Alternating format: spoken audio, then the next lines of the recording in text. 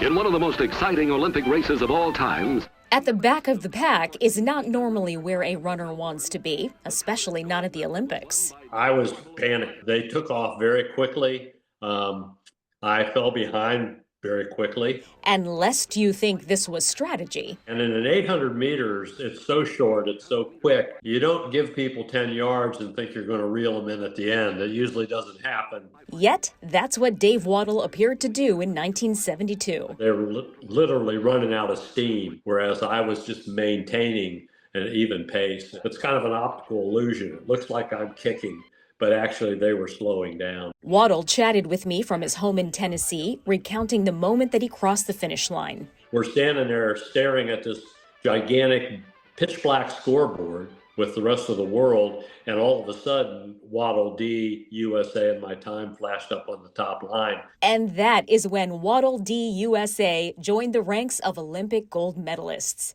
Meanwhile, there were two young men back home watching the race on delay. I actually heard before the race, before it was on TV, that he won. And when he gets way behind in the first 200 meters, I'm thinking, does he really win this race? And the longer I watch the race, I'm thinking, he's not going to win this race. How can he win this race? As his track teammates at Bowling Green State University, Sid Sink and Bob McComber knew Dave's stride well. We all wanted to run well for ourselves, but you didn't want to let your teammates down either. Both men met me on campus to reflect on the moment that shaped their joint history. He made us all feel like we were part of it.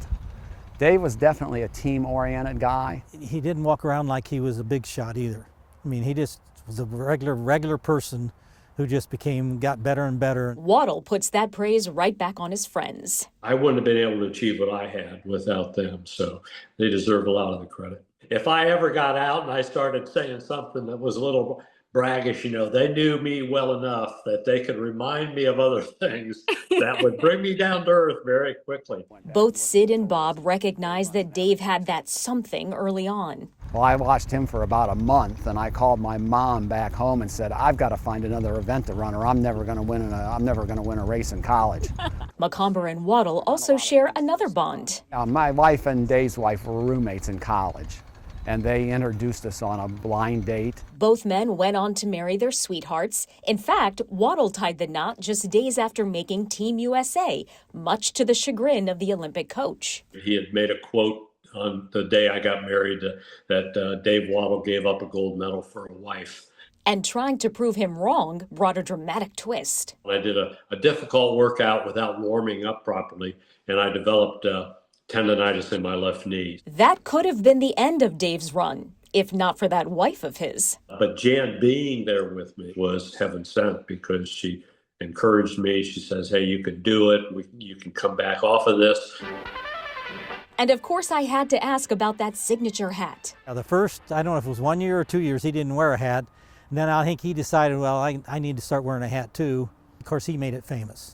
These guys had started well before me, but I'm a slow learner. But if anyone is proof that slow and steady and humble wins the race, it's Dave Wottle. If you hadn't contacted me, it probably would have just been any other day of the year. And if anything shines brighter than gold, it's brotherhood. If I dropped over dead in the parking lot on the way out of here today and my wife needed 6 pallbearers for a funeral, 5 of them would probably be guys I ran with in college. That was the heyday, I think. It was a super time for track here and for Bowling Green State University. In Bowling Green, Sasha Bray, 13 Action News.